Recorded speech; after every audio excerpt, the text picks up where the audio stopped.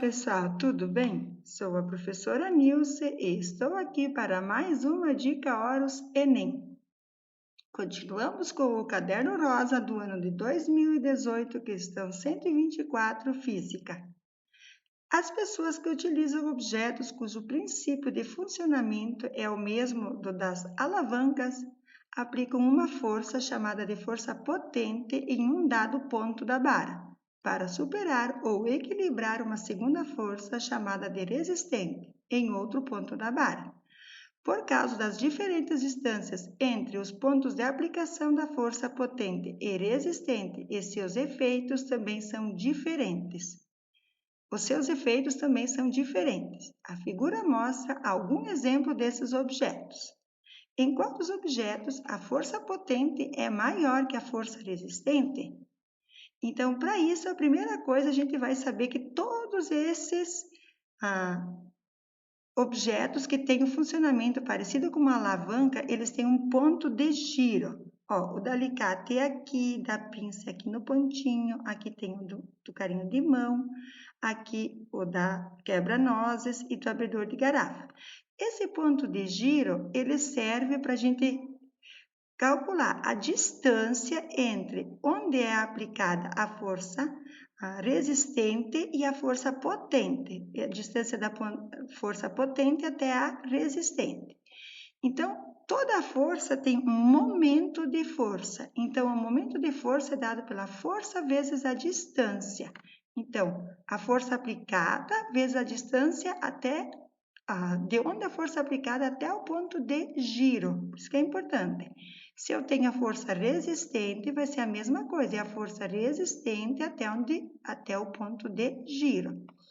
Então, eu vou pegar aqui só alicate para mostrar para vocês como funciona. Então, aqui eu tenho o alicate e o ponto de giro dela ali. Então, eu tenho uma força potente e uma força resistente. Então, a força potente vai estar aqui, onde eu vou fazer a força para manusear essa minha alicate. E a força resistente vai estar aonde vai funcionar. Por exemplo, se eu vou pegar para tirar um parafuso, eu vou apertar de um lado e vai tirar o parafuso do outro, certo? Então, eu vou ter a distância daqui onde eu aplico a força potente até o ponto de giro, que eu vou chamar de D1, e a distância do ponto de giro até o local onde vai atuar a força resistente. Eu vou chamar de D2.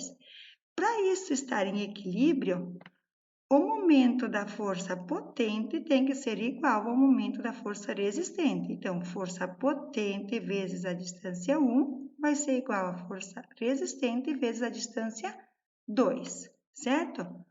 Como a distância 1 é maior que a distância 2, para isso ficar equilibrado, a força potente deve ser menor que a força resistente.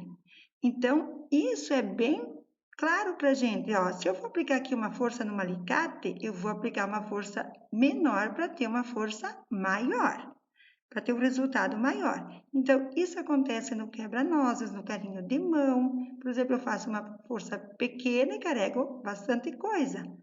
Para abrir uma garrafa, a mesma coisa, tá? Agora, vamos ver como é que funciona a pinça. Então, a pinça, você vê que você aplica a tua força aqui.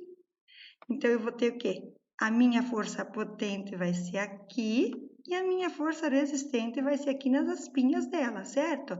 E o meu ponto de giro vai estar justamente aqui na cabecinha, aqui no finalzinho, certo?